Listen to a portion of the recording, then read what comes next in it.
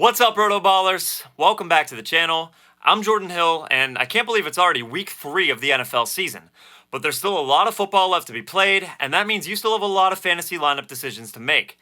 I'm here to hopefully help you make those decisions as we take a look at RotoBaller's consensus half PPR rankings for week 3. We'll talk about some of the top options at each position and point out the players that have particularly good or bad matchups. Kicking it off with the quarterbacks, let's talk about Deshaun Watson coming in at number 11. Make no mistake about it, Watson doesn't look like his old self, but he has faced 2 tough divisional opponents to open the season and quietly finished as the QB5 in week 1.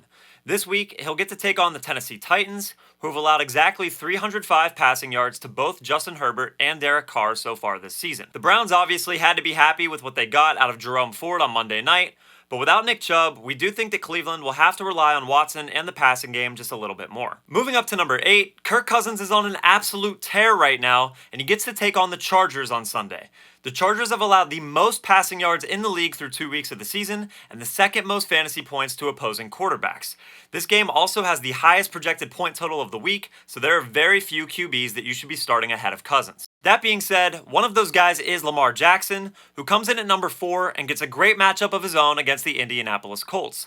The Colts just surrendered 384 passing yards to rookie CJ Stroud in his second professional start, and Trevor Lawrence had a big showing against them in week 1. Looking at our top 12 running backs, I think the name that stands out the most here is Kyron Williams at number 9. Cam Akers has been traded to the Minnesota Vikings, but we knew going into week 2 that Williams was going to be the guy going forward.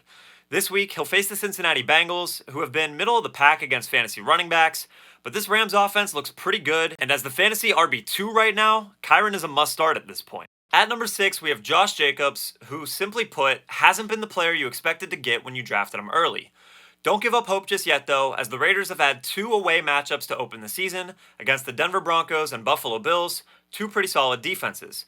This week, they'll get their home opener against the Steelers, and although Pittsburgh has a good defense, they've allowed the most rushing yards in the NFL and the most fantasy points to opposing running backs so far in 2023. Don't be surprised if this is the big Josh Jacobs game you've been waiting for. All the way up at the top, we have Tony Pollard as our number 1 ranked running back for this weekend.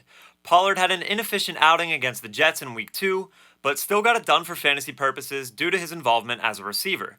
This week, the Cowboys will face the Cardinals, who have actually been okay against the run so far this season, but they were torn apart by fantasy running backs in 2022. On top of that, we think Arizona will have a difficult time keeping up with Dallas, so if the Cowboys get out to an early lead, expect them to lean on Pollard and the running game to lead them to victory. Moving over to wide receivers, at number 11, we have Keenan Allen. I already talked about this matchup a little bit when discussing Kirk Cousins on the other side of the ball. There's a lot of points projected for this game, so you're going to want all the pieces in your fantasy lineups. Austin Eckler is currently questionable for Sunday's contest, and when he was inactive last week, Allen capitalized, scoring as the fantasy wide receiver 1 with 2 touchdowns. Even if Eckler does suit up in week 3, Allen should be considered an elite option. Number 9 seems really low for Jamar Chase, but concerns around this Bengals offense are valid at this point, especially with Joe Burrow re-aggravating his calf injury in week 2. I do think it's likely that Burrow pushes the play on Monday night, but until he's 100% healthy, it's hard to count on the high-level fantasy production that we've grown to expect from Chase. Coming in at number 3, we have A.J. Brown. It's been a disappointing start to the season for Brown, and he knows it. He aired out his frustrations on the sideline last week, and then was immediately force-fed targets from Jalen Hurts. We expect that to continue in week 3 against the Buccaneers defense that has been vulnerable to wide receiver production so far this year. For what it's worth, I personally think Brown gets into the end zone this week. Looking at our top 12 tight ends, of course we have Kelsey, Hawkinson, and Andrews at the top, but let's talk about number 9, Hunter Henry. Through 2 games this season, Henry has 2 touchdowns, and he's tied for second on the Patriots in targets. This week, New England will take on the Jets, who just allowed 2 touchdowns to the Dallas Cowboys tight ends last week. At number 6, we have David Njoku, who hasn't done much so far this season, but as I stated when talking about Watson earlier, the Titans are a great matchup for this Cleveland passing attack. In addition, Tennessee allowed the 4th most fantasy points to tight ends last season, so we think Njoku is a great start this Sunday. And finally, at number 5, we have Evan Ingram, who gets a soft matchup against the Houston Texans.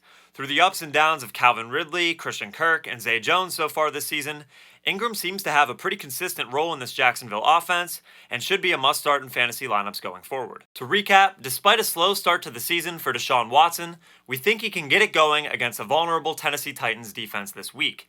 Meanwhile, Kirk Cousins will look to keep his hot streak alive in a high-scoring affair against the Chargers. We also talked about Lamar Jackson, who always has a high ceiling for fantasy purposes and gets a great matchup on Sunday against the Indianapolis Colts. At running back, Kyron Williams should continue to get the lion's share of touches in the Rams' backfield now that Cam Akers is out of town, while Josh Jacobs will look to return to his 2022 form against the Pittsburgh Steelers. And at the top, we have Tony Pollard, who should see plenty of opportunities against the Cardinals, as the Cowboys are heavily favored in Arizona. Our wide receiver rankings feature Keenan Allen, who's in a great spot this week against the Vikings, with Austin Eckler potentially missing a second consecutive game. Meanwhile, Jamar Chase could continue to struggle until Joe Burrow proves that he's fully healthy. A.J. Brown, on the other hand, seems almost guaranteed to get back on track this week against the Buccaneers after a disappointing start to 2023. And at tight end, Hunter Henry should have a good shot to score yet again against the Jets. David Njoku gets a nice matchup against the Titans, and Evan Ingram should stay involved as a focal point of the Jaguars' offense. That'll do it for this week's rankings. Please remember to leave a like on the video and subscribe to RotoBaller to stay up to date with all of our fantasy football content that'll help you win big in 2023. Thanks so much for tuning in, and best of luck in your Week 3 fantasy matchups.